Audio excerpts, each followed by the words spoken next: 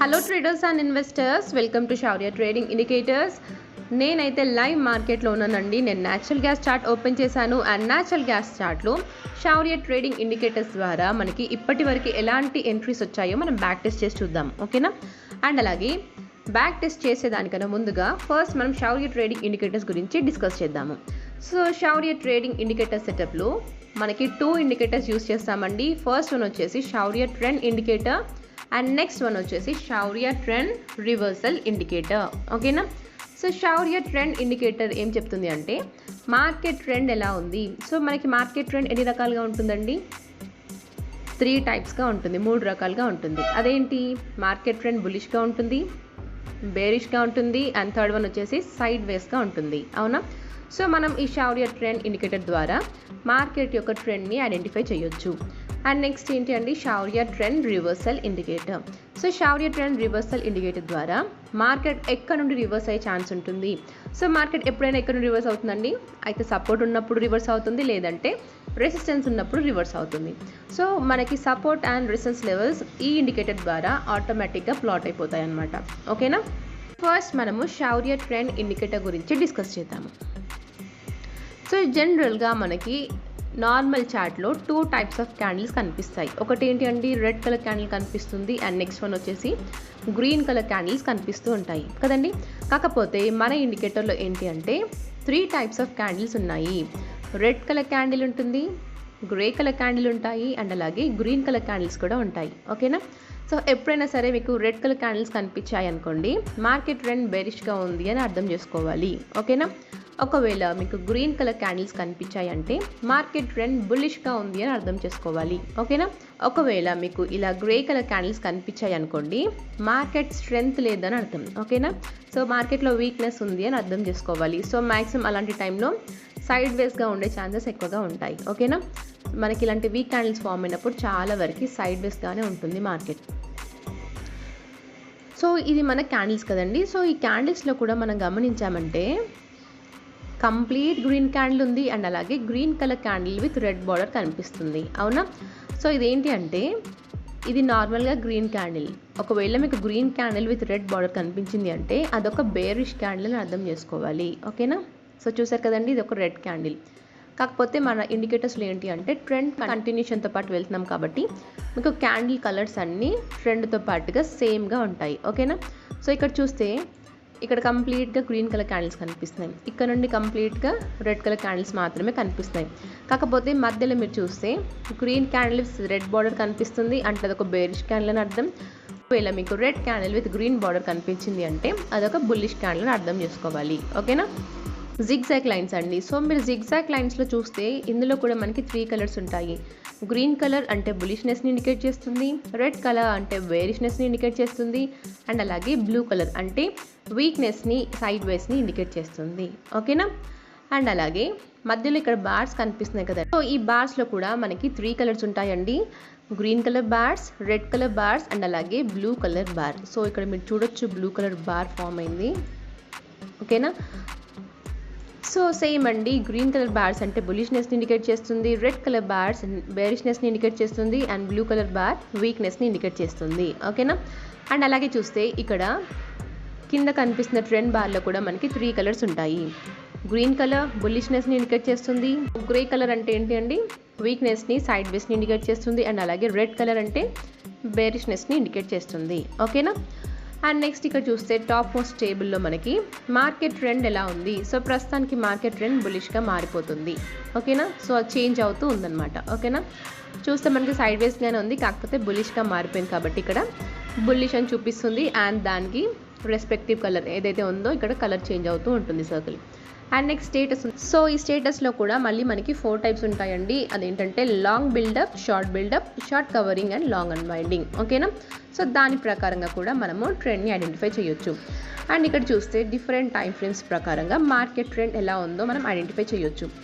And next ఇక్కడ చూడండి buyers volume and next ఇక్కడ చూస్తే సెల్లర్స్ వాల్యూమ్, ఓకేనా. సో ఇక్కడ బయ్యర్స్ వాల్యూమ్ ఎక్కువగా ఉంది when compare to sellers volume, ఓకేనా. సో ఇలా మనము మార్కెట్లో ఎవరి స్ట్రెంత్ ఎక్కువ ఉందో దీని ప్రకారంగా అర్థం చేసుకోవచ్చు. అండ్ నెక్స్ట్ వన్ వచ్చేసి ఇక్కడ మనకి trade trade, entry price, targets and RSI ఉంది. ఓకేనా. సో ట్రేడ్ ప్రస్తుతానికి మనము సెల్ సైడ్ ట్రేడ్లో ఉన్నామండి. ఓకేనా. ఓకే, సో మీరు చూడొచ్చు ఇక్కడ సెల్ ఎంట్రీ వచ్చింది. ఎక్కడ వచ్చింది సెల్ ఎంట్రీ? మనకి 363.05 దగ్గర సెల్ ఎంట్రీ వచ్చింది. ఓకేనా. అండ్ దాని ప్రకారంగా మన టార్గెట్ 1, టార్గెట్ 2, టార్గెట్ 3 హిట్ అయిపోయాయి. ఒకవేళ హిట్ అవ్వలేదు అనుకోండి మనకి పెండింగ్ అని చూపిస్తుంది అనమాట. ఓకేనా. And next RSI. So RSI ఎలా ఉంది? ప్రస్తుతానికి న్యూట్రల్గా ఉంది. ఈ RSIలో కూడా మనకి 3 కండిషన్స్ ఉంటాయండి. RSI over bat, over sold and neutral.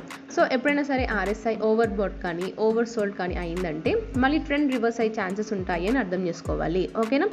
So ఇప్పటి వరకు డిస్కస్ చేసినవన్నీ మనకి షౌరియర్ ట్రెండ్ ఇండికేటర్లోని ఫీచర్స్ అండి. అండ్ నెక్స్ట్ వన్ వచ్చేసి Shaurya trend reversal indicator. So Shaurya trend reversal ఇండికేటర్లో ఏంటంటే మనకి ఆటోమేటిక్గా support and resistance levels plot అవుతాయి. సో ఇక్కడ కనిపిస్తున్న గ్రీన్ కలర్ బాక్సెస్ ఉన్నాయి కదండి, ఇది మన సపోర్ట్. అండ్ ఇక్కడ పైన కనిపిస్తున్న రెడ్ కలర్ బాక్సెస్ ఉన్నాయి కదండి, ఇవి మన రెసిస్టెన్స్ లెవెల్స్. ఓకేనా. సో ఎప్పుడైనా సరే ప్రైస్ రెసిస్టెన్స్ లెవెల్కి వెళ్ళింది అనుకోండి, అక్కడ నుండి రిజెక్షన్ ఫేస్ చేసే ఛాన్సెస్ ఉంటాయి. సో సపోజ్ ఇక్కడ మీరు చూడండి 615 క్యాండిల్స్ సెల్లార్ లెవెల్ ఫామ్ అయింది. అండ్ మళ్ళీ క్యాండిల్స్ ఎప్పుడైతే సెల్లార్ లెవెల్ అంటే రెసిస్టెన్స్ లెవెల్ని టచ్ చేసాయో అక్కడ నుండి మనం ఫాల్ని చూసాం కదండి. అండ్ ఇలానే 345 క్యాండిల్కి రెసిస్టెన్స్ ఫామ్ అయింది. అండ్ మళ్ళీ 45 క్యాండిల్ రెసిస్టెన్స్ లెవెల్కి వెళ్ళగానే రిజెక్షన్ వచ్చింది. అండ్ మళ్ళీ 425 క్యాండిల్ కూడా రెసిస్టెన్స్ లెవెల్కి వెళ్ళగానే రిజెక్షన్ వచ్చింది. అండ్ నెక్స్ట్ చూస్తే 510 క్యాండిల్ కూడా రెసిస్టెన్స్ లెవెల్ని టచ్ చేసిన వెంటనే రిజెక్షన్ని చూసాం కదా. సో ఇలా మన సపోర్ట్ అండ్ రెసిస్టెన్స్ లెవెల్స్ చాలా బాగా వర్క్ అవుతాయండి. అండ్ ఎప్పుడైనా సరే సపోర్ట్ అండ్ రెసిస్టెన్స్ లెవెల్స్ని సింగిల్ లైన్స్ లాగా కన్సిడర్ చేయకండి. దానికి ఒక జోన్ ఉంటుంది. ఆ జోన్లో ప్రైస్ ఎక్కడ నుండైనా రివర్స్ అయ్యే ఛాన్సెస్ ఉంటాయి. ఓకేనా. అండ్ అలాగే చూస్తే షౌరియర్ ట్రెండ్ రివర్సల్ ఇండికేటర్లో మనకి స్టార్స్ కూడా ఫామ్ అవుతాయండి. మీకు ఎప్పుడైనా సరే స్టార్ కనిపించింది అంటే స్టాప్ లాస్ని తప్పకుండా మెయింటైన్ చేయాలి. మోస్ట్ ఆఫ్ ది టైమ్స్ ఏంటి అంటే స్టార్ ఫామ్ అయినప్పుడు ట్రెండ్ రివర్స్ అయ్యే ఛాన్సెస్ ఎక్కువగా ఉంటాయి. సో అందుకని చెప్పి స్టార్ ఫామ్ అయింది అంటే స్టాప్ లాస్ని ఖచ్చితంగా మెయింటైన్ చేయాలి. ఓకేనా. సో ఇప్పుడు చాలా ఇంపార్టెంట్ అని చెప్తానండి. మనకి సిగ్నల్స్ వస్తుంటాయి కదా, ఎలాంటి సిగ్నల్ని తీసుకోవాలి, ఎలాంటి సిగ్నల్స్ని అవాయిడ్ చేయాలి నేను చెప్తాను. ఓకేనా. సో మనకి 3 కన్ఫర్మేషన్స్ ఉంటాయండి ప్రతి ఎంట్రీకి. సో ఫర్ ఎగ్జాంపుల్ ఎంట్రీ వచ్చింది, అవునా. సో సెల్ ఎంట్రీ వచ్చింది కాబట్టి మనము 3 కన్ఫర్మేషన్స్ని ఫాలో అవ్వాలి. సో ఫస్ట్ కన్ఫర్మేషన్స్ వచ్చేసి జిగ్జాగ్ లైన్స్ రెడ్ కలర్లో ఉండాలి, ఈ మధ్యలో కనిపిస్తున్న బార్స్ రెడ్ కలర్లో ఉండాలి, అండ్ అలాగే కింద కనిపిస్తున్న ట్రెండ్ బార్ కూడా రెడ్ కలర్లో ఉండాలి. ఓకేనా. సో అప్పుడు మాత్రమే మనం సెల్ సైడ్ ఎంట్రీని తీసుకుంటాము. అండ్ సెల్ ఎంట్రీ కూడా ఎప్పుడు తీసుకోవాలి అంటే ఏదైతే క్యాండిల్ పైన ఎంట్రీ వచ్చిందో ఆ క్యాండిల్ క్లోజ్ అయ్యాక నెక్స్ట్ క్యాండిల్ పైన ఎంట్రీని తీసుకోవాలి. ఓకేనా. అండ్ నెక్స్ట్ ఇక్కడ చూడండి బై ఎంట్రీ వచ్చింది, అవునా. సో బై ఎంట్రీ వచ్చింది కాబట్టి క్యాండిల్ క్లోజ్ అయ్యాక నెక్స్ట్ క్యాండిల్ పైన ఎంట్రీ తీసుకుంటాము. అండ్ కన్ఫర్మేషన్స్ చెక్ చేసుకోవాలి. సో ఇక్కడ చూడండి జిగ్జాగ్ లైన్స్ గ్రీన్ కలర్లో ఉన్నాయి, మధ్యలో కనిపిస్తున్న బార్ గ్రీన్ కలర్లో ఉంది, అండ్ అలాగే కింద కనిపిస్తున్న ట్రెండ్ బార్ కూడా గ్రీన్ కలర్లో ఉంది. సో ఇక్కడ మనం బై ఎంట్రీని తీసుకోవచ్చు, కాకపోతే స్టాప్ లాస్ని ఖచ్చితంగా మెయింటైన్ చేయాలి, ఎందుకంటే స్టార్ ఫామ్ అయింది కాబట్టి. ఓకేనా. అండ్ నెక్స్ట్ చూస్తే ఇక్కడ సెల్ ఎంట్రీ వచ్చింది. అండ్ నెక్స్ట్ ఇక్కడ కన్ఫర్మేషన్స్ మ్యాచ్ అయ్యాయి కాబట్టి మీరైతే ఎంట్రీని తీసేసుకోవచ్చు. అండ్ నెక్స్ట్ ఇక్కడ అండి బై ఎంట్రీ వచ్చింది.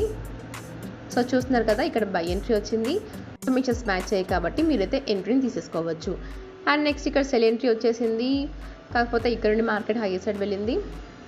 సో ఇక్కడ స్టాప్ లాస్ హిట్ అయ్యే ఛాన్సెస్ ఉంటాయి. ఓకే. సో ఇక్కడ చూస్తే మనకి 645 క్యాండిల్ పైన బై ఎంట్రీ వచ్చింది, కానీ కన్ఫర్మేషన్స్ ఎక్కడ మ్యాచ్ అయ్యాయండి? జిగ్జాగ్ లైన్స్ 655 పైన క్రాస్ ఓవర్ అయ్యాయి, గ్రీన్ కలర్లోకి మారిపోయాయి. అండ్ అలాగే ఈ మధ్యలో కనిపిస్తున్న బార్స్ గ్రీన్ కలర్లో ఉన్నాయి, అండ్ అలాగే కింద కనిపిస్తున్న ట్రెండ్ బార్ కూడా గ్రీన్ కలర్లో ఉంది. సో మీరైతే 655 క్యాండిల్ పైన ఎంట్రీని తీసేసుకోవచ్చు. ఓకేనా. అండ్ అలాగే ఇంకొక విషయం ఏంటి అంటే మనం ఎంట్రీ తీసుకుంటాం కదండి, ఫర్ ఎగ్జాంపుల్ అక్కడ సపోర్ట్ కానీ రెసిస్టెన్స్ కానీ ఉంది అనుకోండి, మీరు ఖచ్చితంగా స్టాప్ లాస్ని మెయింటైన్ చేయాలి, ఎందుకంటే సపోర్ట్ అండ్ రెసిస్టెన్స్ లెవెల్స్ దగ్గర నుండి ట్రెండ్ రివర్స్ అయ్యే ఛాన్సెస్ ఎక్కువగా ఉంటాయి. ఓకేనా. సో అందుకని చెప్తున్నాను, మీకు సపోర్ట్ అండ్ రెసిస్టెన్స్ లెవెల్స్ ఉంటే ఖచ్చితంగా స్టాప్ లాస్ని మెయింటైన్ చేయాలి. ఓకేనా. మీకు ఎప్పుడైనా సరే ఎంట్రీస్ కనిపించాయి అనుకోండి, 3 కన్ఫర్మేషన్స్ మ్యాచ్ అయిన తర్వాత మాత్రమే ఎంట్రీని తీసుకోవాలి. ఓకేనా. అప్పటి వరకు ఎలాంటి ఎంట్రీస్ తీసుకోకండి, అలానే ఓవర్ ట్రేడ్ అస్సలు చేయకండి. ఓకేనా. సో ఇదండి మన Shaurya trading indicators, and thank you for watching.